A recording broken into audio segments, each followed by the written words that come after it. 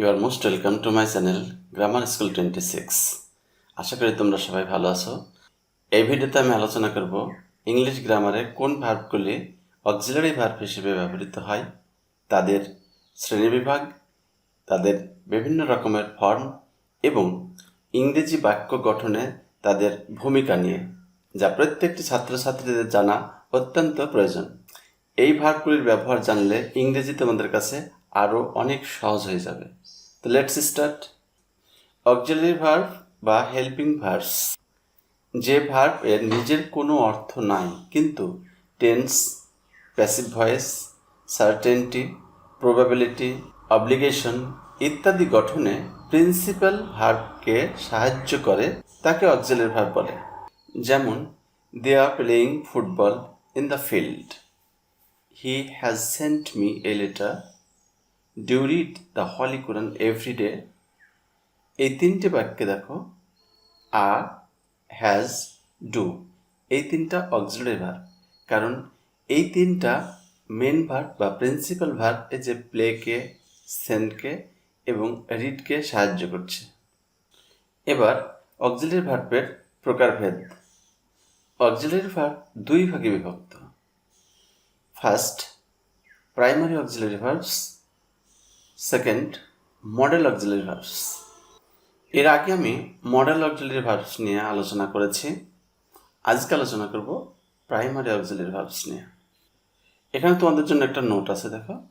Auxiliary বা helping ভার্বের সাথে নট বসিয়ে নেগেটিভ সেন্টেন্স এবং সাবজেক্টের পূর্বে অক্সিলারি ভার্ব বসিয়ে ইন্টারোগেটিভ সেন্টেন্স গঠন করা হয়।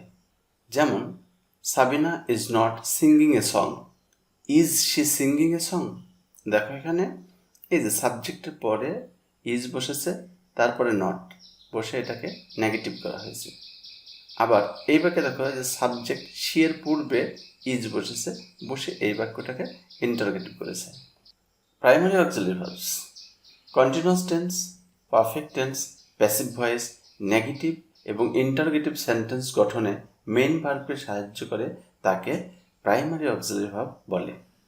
যেমন, I am writing a letter, এটা present continuous tense. I have written a letter, present perfect tense. A letter has been written by me, passive voice. I do not want the pen, negative. Do you want the pen, interrogative. Primary auxiliary ভার্বকে to be verb, to have verb এবং to do verb এই তিন ভাগে বিভক্ত করা হয়। এবার আমরা এই তিনটা ভাগ আলাদা আলাদাভাবে আলোচনা করব। প্রথমে to be verb. Different forms of be verb, be ভার্বের বিভিন্ন রকমের রূপ বা ফর্ম। প্রেজেন্ট ফর্ম, বি ভার্বের প্রেজেন্ট ফর্ম হচ্ছে তিনটা: অ্যাম, ইজ, আর। আয়ের সাথে অ্যাম বসে, সিঙ্গুলার সাবজেক্টের সাথে ইজ বসে, প্লুরাল সাবজেক্টের সাথে আর বসে। এবং এদের নেগেটিভ হলো am not, short form aren't, is not, isn't, are not, aren't. এবার টু বি ভার্বের পাস্ট ফর্ম। টু বি ভার্বের পাস্ট ফর্ম দুইটি: ওয়াজ, ওয়ার। সিঙ্গুলার সাবজেক্টের সাথে ওয়াজ বসে, প্লুরাল সাবজেক্টের সাথে ওয়ার বসে। এদের নেগেটিভ হলো was not, were not, short form wasn't, warrant. এবার আইএনজি ফর্ম, বিইং, অর্থাৎ বি এর সাথে আইএনজি যুক্ত করলে সেটা আইএনজি ফর্ম হয়ে যাবে। এর নেগেটিভ হলো নট বিং, এর শর্ট ফর্ম নাই। এবার পাস্ট পার্টিসিপল ফর্ম হলো বিন, নট বিন, এটারও শর্ট ফর্ম নাই। প্রাইমারি অক্সিলারি ভার্ব হিসেবে বি ভার্বকে দুইভাবে ব্যবহার করা হয়: কন্টিনিউয়াস টেন্স এবং প্যাসিভ ভয়েস গঠনে। তাহলে প্রাইমারি অক্সিলারি ভার্ব হিসেবে বি ভার্বকে আমরা দুইভাবে ব্যবহার করে থাকি: কন্টিনিউয়াস টেন্স গঠনে এবং প্যাসিভ ভয়েস গঠনে। তাহলে প্রথমে আমরা কন্টিনিউয়াস টেন্স গঠনের ব্যাপারটা দেখি। I am learning English, present continuous. এখানে প্রেজেন্ট কন্টিনিউয়াস টেন্স গঠনে সাহায্য করছে। He or she is singing a song, এটাও প্রেজেন্ট কন্টিনিউয়াস, কিন্তু এখানে সাবজেক্ট থার্ড পারসন সিঙ্গুলার, সেজন্য ইজ বসানো হয়েছে। এইখানে হি সি এর পরিবর্তন যে কোনো নামও থাকতে পারে, একই নিয়ম হবে। ইউ, দে আর উই আর প্লেয়িং ক্রিকেট, এটাও প্রেজেন্ট কন্টিনিউয়াস, কিন্তু এখানে আর এর ব্যবহার দেখা হয়েছে। হি আর she was reading the book, past continuous. You, they আর উই ওয়ার প্লেয়িং ক্রিকেট, এটাও পাস্ট কন্টিনিউয়াস, কিন্তু ওয়ার এর ব্যবহার দেখানো হয়েছে। They have been playing football for 2 hours, present perfect continuous. They had been reading for 2 hours before you came, এটা past perfect continuous. তাহলে দেখো, বিভিন্ন ধরনের কন্টিনিউয়াস সেন্টেন্স গঠনে আমরা বি ভার্ব ব্যবহার করে থাকি। ফিউচার কন্টিনিউয়াস টেন্সে শ্যাল বি বা উইল বি বসে, অর্থাৎ শ্যালের সাথে বি, উইলের সাথে বি। যেমন he will be reading a বুক, সে একটি বই পড়তে থাকবে। 2 নম্বর, প্যাসিভ ভয়েস গঠনে বি ভার্বের ব্যবহার। I am helped by him. Football is played by them. Books are written by the writers. The house is being painted. The work has been done. He or I was not invited. They were invited to the party. I had been chosen by the office. The work will be done. দেখো, এগুলি প্রত্যেকটাই passive voice এবং প্রত্যেকটা passive গঠনে B ভার্বের প্রয়োজন হয়েছে। কাজেই প্যাসিভ ভয়েস গঠনে বি ভার্ব অবশ্যই দরকার হবে। এবার 2 number, to have verb. Different forms of have verb. Present form, have, has, অর্থাৎ হ্যাভের প্রেজেন্ট ফর্ম দুইটা, হ্যাভ এবং হ্যাজ। প্লুরাল সাবজেক্টের সাথে হ্যাভ বসে, সিঙ্গুলার সাবজেক্টের সাথে হ্যাজ বসে। নেগেটিভ হলো have not, short form haven't. হ্যাজের negative has not, short form hasn't. Past form had, সব সাবজেক্টের সাথে বসে। Negative had not, short form hadn't. ING form having, negative not having. Past participle form had, negative had not, short form hadn't. এবার এদের function. Primary auxiliary verb হিসেবে have ভার্বকে আমরা perfect tense গঠনে ব্যবহার করে থাকি, অর্থাৎ হ্যাভ ভার্বটা যখন সাহায্যকারী ভার্ব হিসেবে ব্যবহৃত হয় তখন সেটা পারফেক্ট টেন্স গঠন করতে ব্যবহৃত হয়। যেমন I have done the work, present perfect. She has made a good result, এটাও প্রেজেন্ট পারফেক্ট, কিন্তু এখানে দেখো হ্যাভের ব্যবহার দেখানো হয়েছে, এখানে হ্যাজের ব্যবহার দেখানো হয়েছে, এটা third person singular. I have been reading the book since morning, এটা present perfect continuous. He had left the place before I came, past perfect. He had been writing a novel for 5 months, past perfect continuous. He will have reached home by this time, এটা future perfect tense. এবার 3 number, to do verb. Different forms of do verb. Present form, do, does. তাহলে do এরও দুইটা present রূপ, একটা do একটা does. Does present indefinite টেন্সের subject third person singular হলে বসে, তাছাড়া সবার সাথে সবসময় ডু বসে। ডু এর negative do not, short form don't. ডাজের negative does not, short form doesn't. Do এর পাস্ট ফর্ম হলো did, negative did not, short form didn't.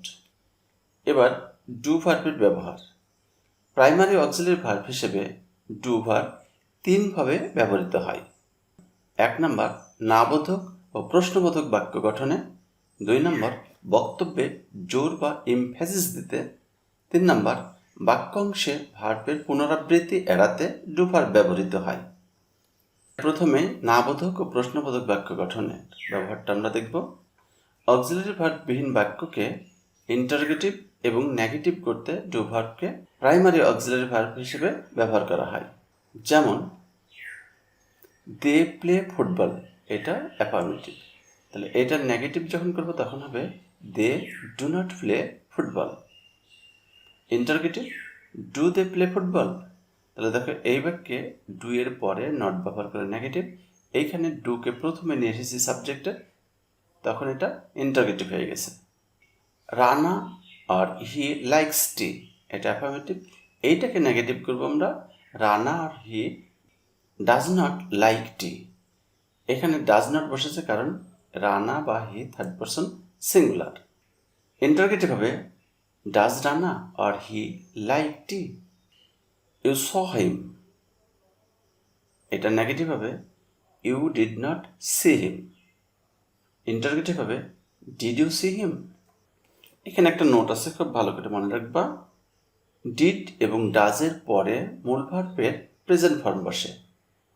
যেমন এই যে ডাজ বসানো হয়েছে, দেখো এখানে লাইকের সাথে এস নাই, এখানে দেখো লাইকের সাথে এস আছে, এখানে দেখো নাই।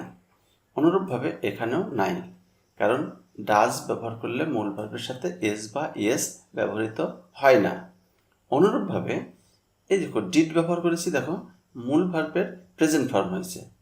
এখানে দেখো স পাস্ট ফর্ম আছে, কিন্তু এখানে ডিড ব্যবহার করা হয়েছে, তাই এটা প্রেজেন্ট ফর্মে হয়েছে। এখানেও তাই করা হয়েছে। তাহলে মনে রাখবা ডিড এবং ডাজের পরে মূল ভার্বের প্রেজেন্ট ফর্ম বা বেস ফর্ম বসবে। এবার বক্তব্যে জোর বা এমফাসিস দিতে ডু ভার্বের ব্যবহার। যেমন হি নেভার ডিড কাম, সে কখনোই এখানে আসেনি। ডু সিট ডাউন, বসুন। 3 নম্বর, বাক্যাংশে ভার্বের পুনরাবৃত্তি এড়াতে ডু ভার্ব ব্যবহৃত হয়। যেমন Mary reads books faster than I do. দেখো এখানে আমি পড়ি এই ভার্বটা আর ব্যবহার করা হয়নি, ডু দিয়ে এই ভার্বটা বোঝানো হয়েছে। এখানে ডু সমান সমান হলো রিড বুকস, এইটুকু আর লেখার দরকার হয়নি। অনুরূপভাবে Karim loves his mother as Hasan does. এখানেও দেখো হাসান লাভস ব্যবহার করেনি, শুধু ব্যবহার করেছে ডাজ। এইটার পুনরাবৃত্তি এড়ানো হয়েছে। কাজেই আমরা ডু ভার্বকে বাক্যে ভার্বের পুনরাবৃত্তি থেকে রক্ষা করতে পারি। এতে আমাদের বাক্যগুলি শ্রুতিমধুর হয়। এই প্রাইমারি অক্সিলারি ভার্ব তিনটি প্রিন্সিপাল ভার্ব হিসেবেও ব্যবহৃত হয়। তাহলে এই প্রাইমারি অক্সিলারি ভার্বগুলি একই সাথে অক্সিলারি ভার্ব এবং প্রিন্সিপাল ভার্ব হিসেবেও ব্যবহৃত হয়ে থাকে। যেমন দে আর অনেস্ট, এখানে আর প্রিন্সিপাল ভার্ব।